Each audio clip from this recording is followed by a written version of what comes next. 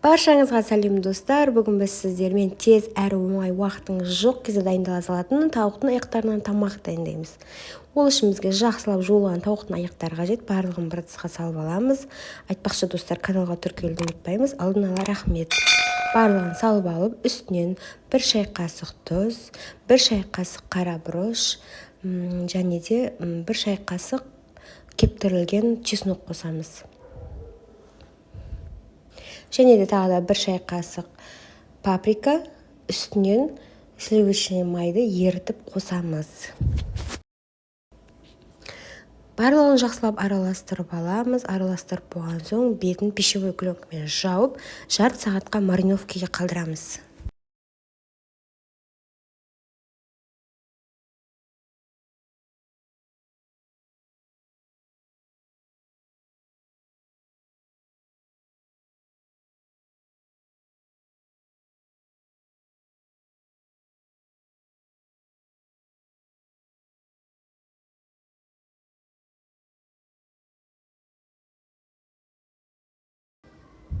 Енді картошкамызды өзіңіз қалағанша турап алып, тазалап жуып, үстіне осылай 2 шай қасық тұз және де 1 шай қасық паприка, сұйық май қосып, жақсылап араластырып, біздің тауықты аяқтарына қосатын боламыз.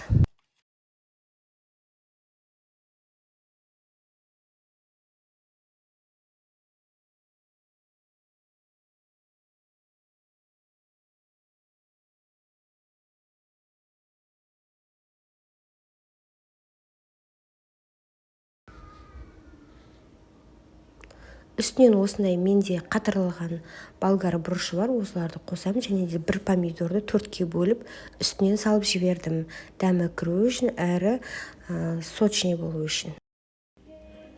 Осыны енді 200 градуста 40-45 минутта духовкаға пісіріп аламыз. Ал міне достар, біздің тамағымыз дайын, өте ыстық, барлығы піскен, ауызға салсаңыз ериді.